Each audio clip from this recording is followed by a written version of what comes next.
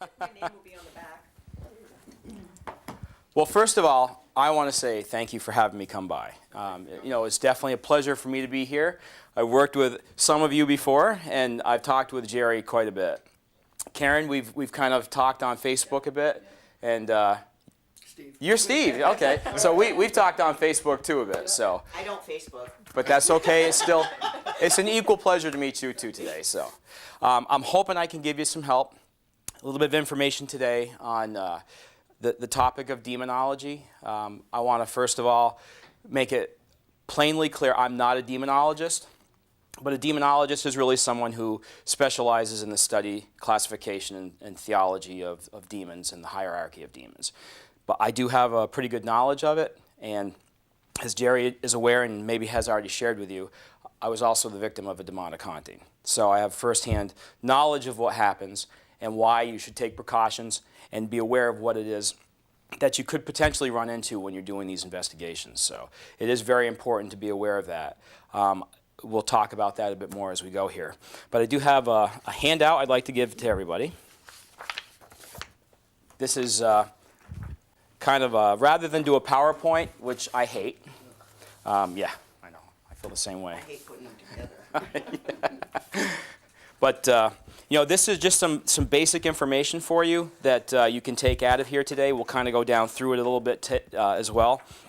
But it just gives you a brief overview of what demonology is in my perspective. I've gone to classes that have been presented by just about everybody in the field. Some of the information that they'll give you, I don't agree with. And I'm going to talk about some of that today with you as well. But a lot of it is good stuff, and I've learned from some of the people who are true demonologists, and I've given you some contact information on the last page for who to go to for help. I've included my name on there as well because I'd like to have you think of me as a resource. Certainly, I can't come in and perform a binding, an exorcism, or even a house blessing for you, but I can come in and give you some insight as to whether or not what you have may truly be a demonic force that's present and ways to deal with that. I also know all the people on that list personally, and if you're not getting any contact back from them in your attempt to get them to acknowledge your request for help, I can certainly push that forward for you. And those people there are the three people, well, four with Sandra, that I would rely on for help more than anybody in the field. And they're all very local. So I guess without any further ado, without looking at the first page at what I put down for a definition, who can tell me what a demon really is? What is a demon? I would say a fallen angel. Okay. Anybody? In spirit. Mm-hmm. Minion that works with Satan. Okay. Negative energy. All good. Yours is the best. I like. The answer that you gave, Jerry, it could be a fallen angel, but there's argument that they may not have anything to do with those who were cast out of heaven. So the best answer is really that it's a foot soldier of Satan, and the demons are the entities that you're most likely to encounter that are wreaking the havoc in a truly demonic haunting.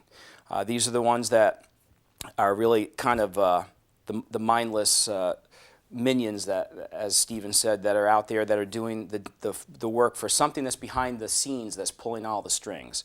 A commander, a general, or something that's a little bit higher in the hierarchy of the demons that are out there. Very unlikely that it's Satan that's pulling the strings, but you never know. And that's what I want to talk about today, is the fact that you don't know. You don't know what it is you're dealing with. One of the things that concerns me, and you may have seen this in your travels as well, is the number of new groups that are popping up out there that really have no business being out there.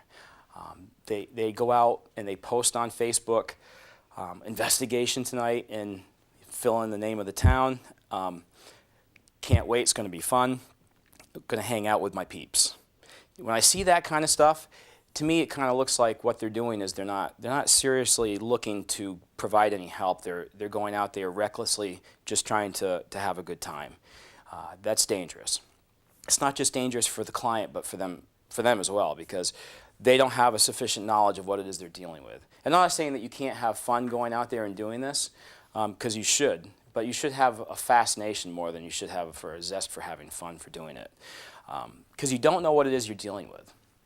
Some demonic hauntings will present themselves very nonchalantly, and the client may give you information that on the surface it looks like it's just a simple human haunting, or maybe even a residual haunting.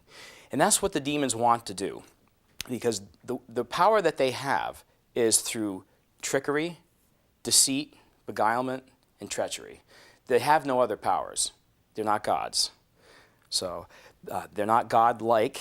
They're not omnipresent. They can't be in more than one place at a time. And they're not omnipotent. They don't have unlimited powers. There's an argument that some demonologists make that God limits the power that demons have to walk the face of the earth, and that the damage that they can cause to humanity. But the counterpoint to that is, why would the God of humanity allow them to damage humanity at all? And the simple fact is that I don't believe that that's the case. I think that it's just the fact that demons have a limited range of powers, and their powers rely on their victims to give them that power. So this is why it's usually a long process. If you're dealing with someone who, as a client, is telling you that they've had this activity going on over a long period of time, it's far more probable that that is a demonic haunting rather than someone who tells you that this is all happening overnight. But that's another possibility. We're going to talk about that a bit too, a little bit later. So demonology, again, yeah, Satan is the principal. Let me back that up a bit. Satan was a principal angel of heaven, but he wanted more than just being a servant of God. And I'm not sure if there's anyone in the room who's an atheist or doesn't believe. I don't want to offend anybody. This is simply the way that the history plays out. So I'm kind of wanting to stick to that a bit for you. But Satan wanted more than just to be the servant of God. He wanted to exalt himself as the equal to God. So for the sin of pride, he was cast out of heaven and forced to remain on the earth. All of his followers were cast out of heaven with him. The demons that we talk about, we're not really sure if they were part of that following and if they were here all along and just were incorporated into that realm or not. But they are the ones that do all of the footwork for these higher anti-angels, if you will. So now you have kind of a hierarchy of evil here, where their chief mission is to mock God's creation, and that's us, humanity. And demons do that by trying to take away from us our greatest gift, which is free will.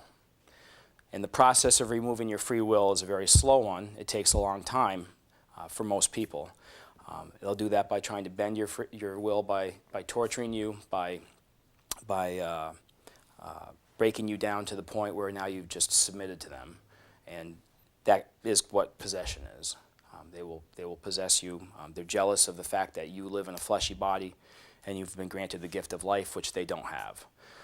This is why demons will try to possess you or possess a victim, is to experience the pleasures of the flesh, because they've been denied that. Possession is extremely unusual. I've never encountered anyone that I would believe to have been possessed. I do know that Keith Johnson has been on several cases that he believes were true possessions. He's been part of an exorcism, and I've talked to him about that at length. And I'm not sure if you've read his book or books, Paranormal Realities. He does document a couple of those in there, so that's extremely good reading. It's good information. What's his name again? Sorry. Keith Johnson. Reality. Keith's group is NEAR. It's New England Anomalies Research, and he has a lot of good information on his website as well. But possession, again, it's extremely unusual. It's not out of the realm of believing that you'll never encounter it, though. So you don't know, and this is one of the reasons why the more knowledge you have of what these forces do and why they work the way they do certainly is going to help you when you go out there and deal with these things. Now, is there a certain criteria for possession to take place? Or is it just how much you let that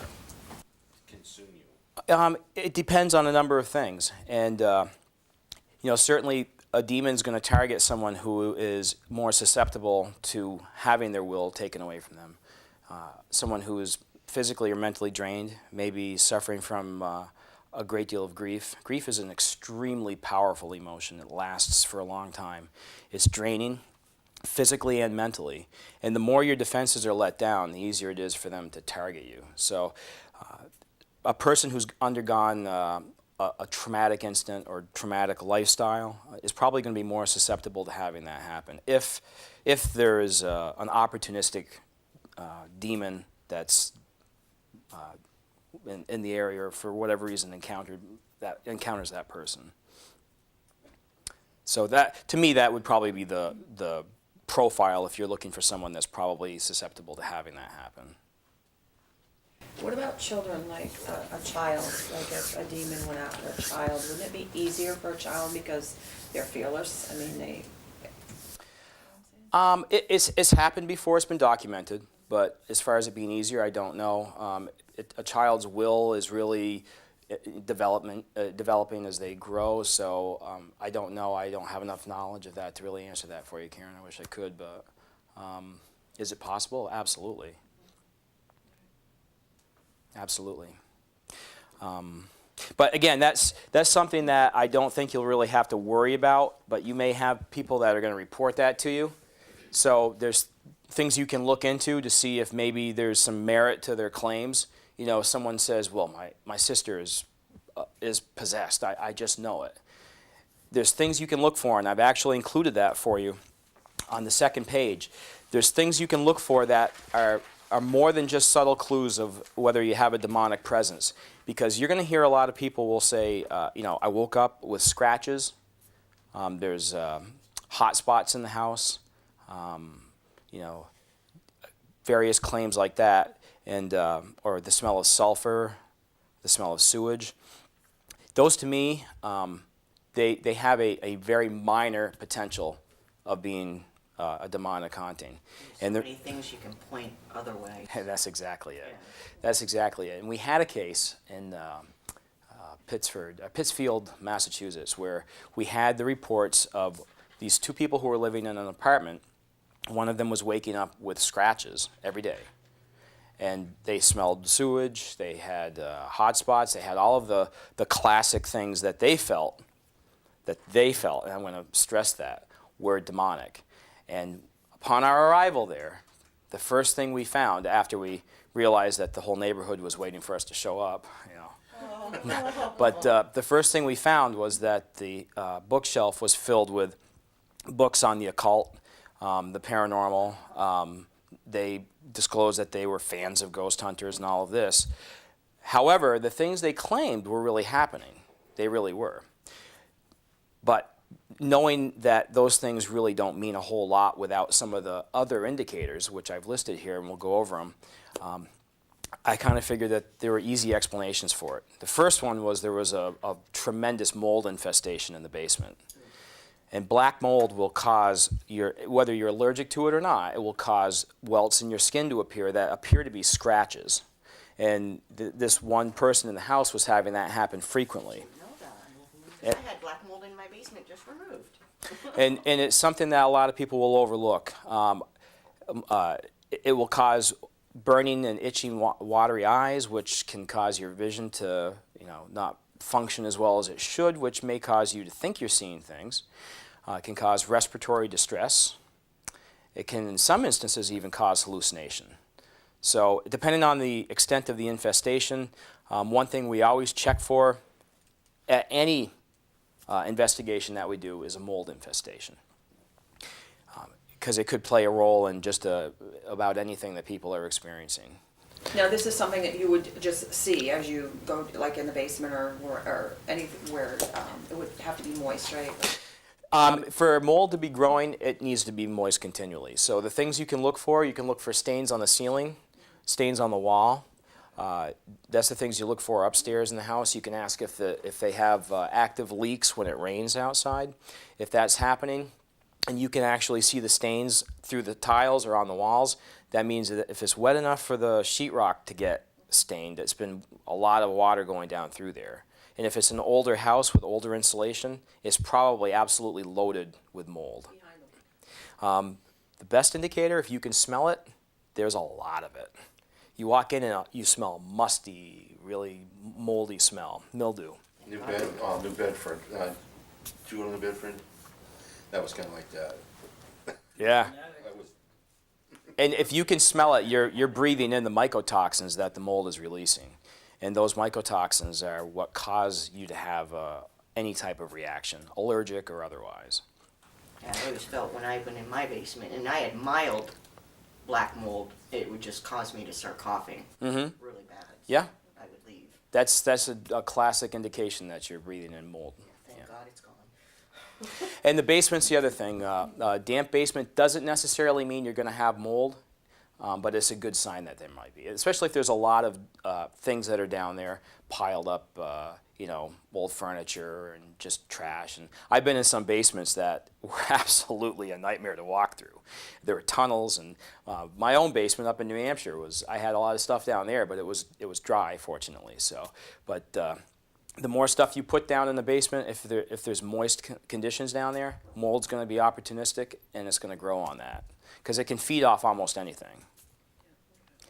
So that's one thing to look for, and I recommend if you go to Home Depot, for $10 you can buy a Mold Armor home test kit.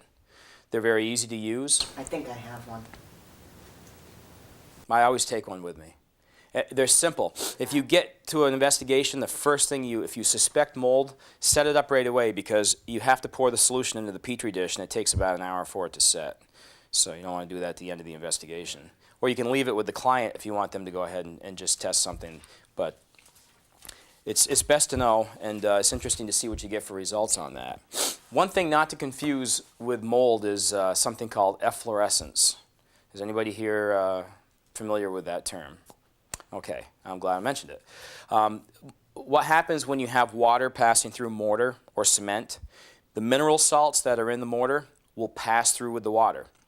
So sometimes on the floor of a basement or on the wall of a wall that's wet with brickwork and mortar in between there, you'll notice a white flaky substance that's coming out. It's not mold, that's just the mineral salts that are being passed out with the water, and as the water dries, the mineral salts take on a crystallized form. So don't confuse those two. And we've seen that quite often. In fact, Tom and I, I'm not sure if Tom ventured into the basement of the governor's mansion in Hampton Falls, but the walls were absolutely full of it down there. A very large, very old house, very wet basement, and that was an interesting thing to see down there. So the client didn't even know what it was, and he was a contractor. So. That's pretty sad. Well, and people just don't. I mean, you look at it, and the first thing you think is that it's mold, because it appears to be a white, fluffy substance, and that's what you typically expect to find in the basement. So, again, the three things I described that we found in the Pittsfield case, on the surface, if you look at that, you say, yeah, that has the potential to be demonic, but it really, if you look at it from a broader perspective, it really didn't appear to be at all to us. And we figured we essentially went there to put the client's mind at ease, and everything that we discovered there that they were reporting was easily debunked, which is typically the case. A lot of the things that were missing were some of the things I've listed on page 2 that you really need to see in order to believe that there could be something there that's more out of the control of the client. And the number one thing is the emotional turmoil. If the client reports, well, things haven't been going well for me, and over a period of time, I'm having issues with my family, things aren't going well with my job, I'm having disturbing thoughts and dreams and nightmares and visions where I'm being tortured, things of that nature. That combined with what you were talking about, I think earlier, about the client having the uncontrollable spouts of rage. Was that what you were talking about earlier with this case here? no, this one here involves a child, but they had a neighbor, I guess, that walked in, according to the email I got, with their eyes turned black and saying they were after the son, after the son. Okay. And that's pretty much the unexplainable outbursts of Right. either rage or just comments that just don't seem to make sense. They don't go in line with what that person would typically be expected to say. That's definitely an indication, you know, oven by itself, maybe it's nothing, but combined with these other things, it's definitely something to be concerned about. Quite a 20 plus years, different things. Really? Okay. But more recently, I'm reading this list, and most of these things have happened to The them. growling sounds Really? in the kitchen. Yeah, sulfur, the sewage smell, growling sounds, shadow people,